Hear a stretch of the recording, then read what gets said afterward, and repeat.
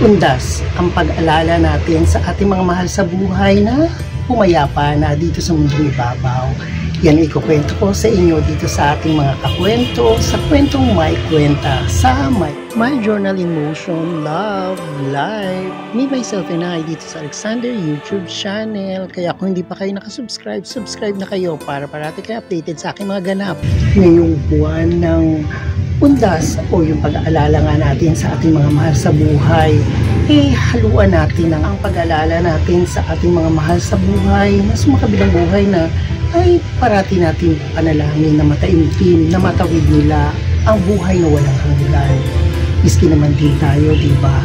Nag-worry tayo sa buhay na ito. Siyempre, wala naman nakakaalam kung kailan ang ating panahon para tayo rin ay sumakabilang buhay. Walang taong hindi sumasapit sa alam nating pagpanaw sa mundong ibabaw. Pero tandaan nyo, hindi nakakatakot ang kamatayan. Ang nakakatakot, ano ba ang sanhi ng ating magiging kamatayan sa paglisan sa mundong ibabaw? Yun ang ating dapat katakutan. Yun ang dapat natin pinaghahandaan. Kaya parati dapat tayong ready.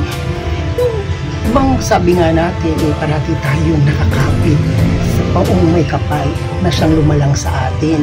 Hindi naman talaga nakakatakot ang kamatayan. Dahil ito lang yung paraan para lisanin natin ang mundong ito. Wala naman lumisan dito na bigla na lang nawala. Kundi may paraan at may kadahilanan ng bawat paglisan sa mundong ibabaw. Diba? Parati natin pagkakatandaan. Tumatawid lang tayo sa mundong ating ginagalawan. Kaya huwag tayong magiging makasarili, kundi bagkus isipin natin ang buhay na nag-iintay natin sa kabilang buhay. Kaya nga diba may kasabihan tayong every day is a blessing. So sa araw-araw nating paggising, sa araw-araw nating pagharap sa mundong ating ginagalawan, parati nating ilalaan ito para sa kabutihan. Kabutihan para sa ating sarili at para sa ating mga kapwa-taong nakakasalamuhan natin. Kasi nga, hindi talaga natin nalalaman yung ating paglisan sa mundong ibabaw. Kaya ilaan na natin ang ating pang-araw-araw na mga gawain, kundi ang kabutihan ang siyang maghari sa ating mga puso, isipan at sa ating mga gawa. Kaya tayo mga buhay pa, ang kabilang buhay ay paghandaan. Hindi dapat katakutan. O ayan, wala na naman akong yaman na sa inyo'y maiiwan, pero meron akong munting kalaman sa inyo'y maishishare para kahit papaano naman ang ating buhay ay gumaanggaan.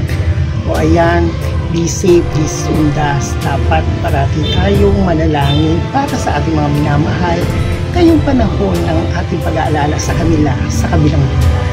Thank you for watching and God bless.